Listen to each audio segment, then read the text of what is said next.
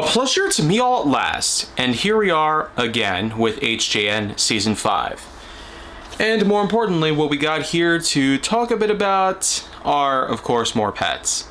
3 of which are going to be talked about. So, for the first one of the 3, number 2737, horses. And yeah, horses are seen as pet animals. I've even had to look it up just to make it clear. But apart from the fact that they're a bit of the out of the ordinary sort of variety, horses are still dubbed as pet animals, and for a couple of good reasons. I find that it does make sense on account of the fact that we do see horses mainly on the likes of farms, as well as ranches, pastures, etc. Large open fields in which that the horses can exercise their powerful muscles, and of course develop racing skills, as we've also seen horses in their own racetracks. It's still a well-known tradition in the United States, and even other parts of the world also promote the idea of continuing to use horses as a means of natural transportation. Because while some of us do develop a unique relationship with our own motor vehicles, some even becoming a bit of a obsessed freak. Yeah. That's the unique ideology surrounding how some people end up becoming attached to cars. It's sort of like in Christine, where Arnold becomes so obsessed, he develops a conscious relationship, as if Christine were a living person.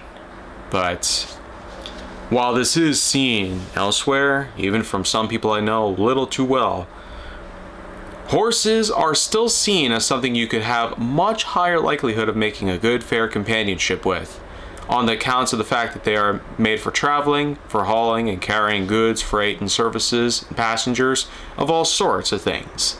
And they are obviously known to be one of the oldest methods of transportation out there, far exceeding the likes of trains, aircraft, cars, trucks, even ships.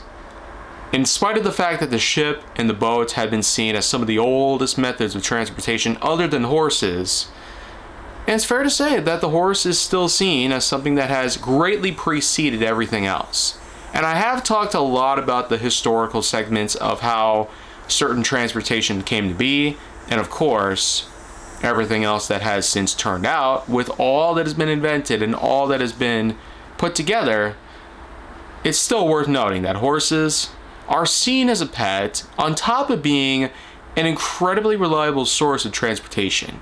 Though unfortunately, unlike with how motor vehicles have been able to keep up with a lot of years that come and go, horses do tend to have a life expectancy. And while most of them can live for a solid amount of time compared to some other animals I talked about, the mouses, the dogs, cats, they each can live no more than 20 years. And horses sometimes can exceed that limit on account of how much things can go down. How well do you feed them, give them water, brush them, and keep them under full maintenance, of course. Just like with our own car, there's always a good time in which that we need to give them proper fuel, a good amount of water to keep them hydrated, and of course to have them clean. So you could say that the horse was not only that, but the pioneer of such things that we have to do with our own vehicles time and time again. We got to give them the proper fuel and some other fluids as well in order to keep everything at maximum. Hydraulic fluid, brake fluid, steering fluid, and a lot of other things. But by all accounts, I still do see a lot of things going down with horses, and that's great to know, because even Kentucky has their own Saddler Derby that takes place with its own unique racetrack.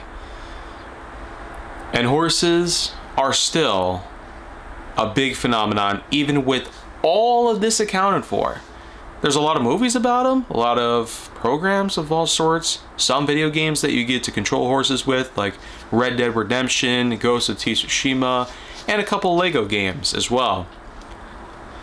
But after all that has been said and all that's been done with the history surrounding the horse and how well do they do today, despite so many changes happening in society over the last few centuries, we still do have a place for horses, and it seems like we'll be having them for a while, hopefully.